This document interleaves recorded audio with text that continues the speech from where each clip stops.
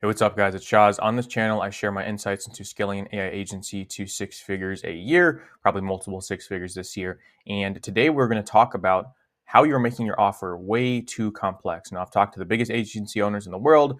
I've made this mistake, and I see a bunch of other people that are just starting out in their journey making this mistake as well. And it's making your offer too complex. All right. So I'm going to go over some lessons here. I'm going to end it off with a insane statistic that will blow your mind and really make you probably hit your head against the wall about how you're overcomplicating an offer. Okay. If you want a whole video on how I go about creating offers, I'll make that next. Just drop a comment down below. All right. The first thing I want to mention to you is if you're in the AI space and you're selling an AI offer, whether you think so or not, you are a smart person and you know the technology. All right. And I want you to study this word right here: echo chamber, echo chamber, whatever you want to call it. It's when you and the people around you all do the same thing. You are stuck in an echo chamber, right? Where thoughts are bouncing off the wall and they're all the same thoughts. For example, I love sports. The reason I love business is because I can't play sports anymore. I love competition. I love sports. A little about me, right? But all the people around me love sports. They know all the starting people in the NBA and the NFL and the major sports leagues around the world. They are fascinated with sports. I'm in an echo chamber of sports. When I go and talk to someone that doesn't like sports, it's like weird to me, right? And it's not a weird thing for them not to like sports, but it's weird to me because all I know is sports. That's the same thing that your prospect thinks when you're talking about AI solutions. If you talk about AI solutions all day, the new Claude 3.7, the new GPT 4.5, all of this stuff. If you talk about this stuff all day with yourself, you watch content on it, you talk about, colleagues in the AI space about it. When you go to a prospect and you start talking about some stuff, they have no idea what you're talking about because they're not in that echo chamber. They're not familiar with the space. All right. So I just want you to recognize that you're in an echo chamber. All right. And you have to tone down the verbiage when you start an offer. I'm going to show you basically how you can do that right now because I see so many people overcomplicating their offer. I even get pitched on AI solutions every single day. I have a main channel that you could check out. I'll be in the description. People find me there and they pitch me their own AI solutions. And what I hear, no joke, is this: hey, I will install our AI flywheel acquisition growth channel cycle system, and you will book an extra 30 calls a month.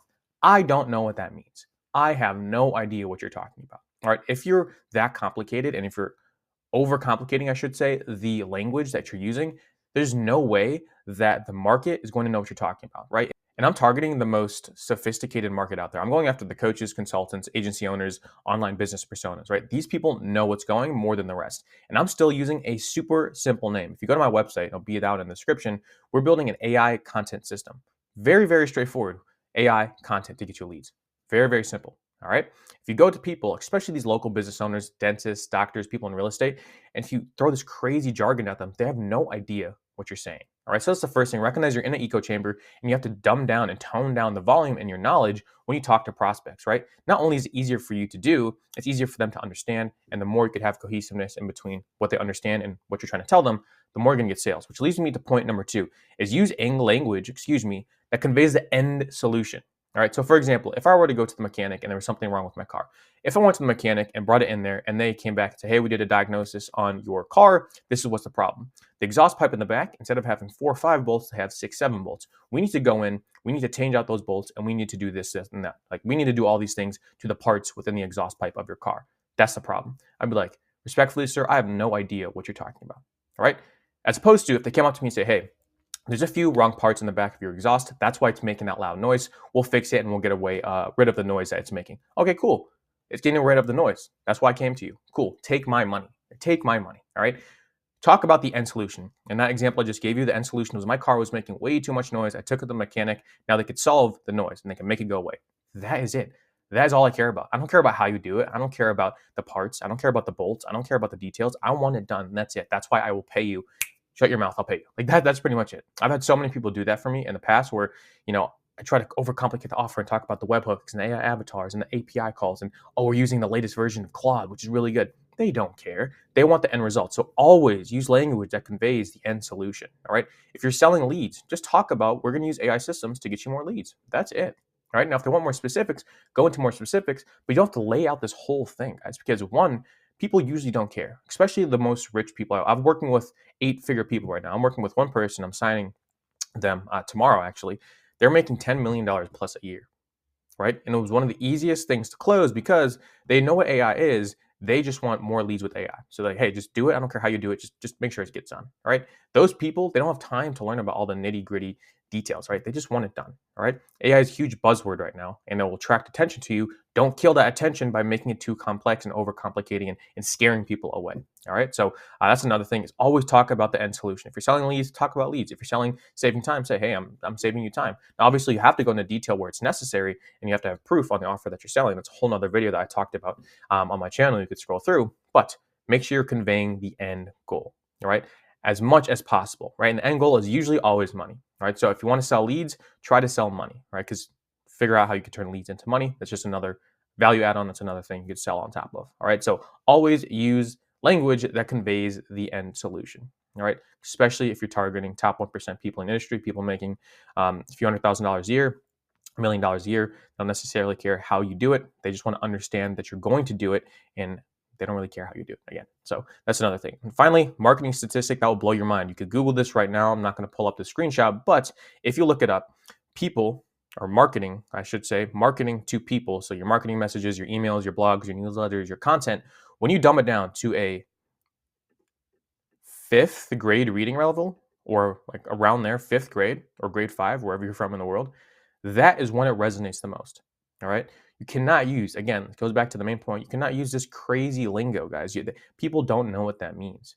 People know what saving money means. They know what making more money means, getting more clients means.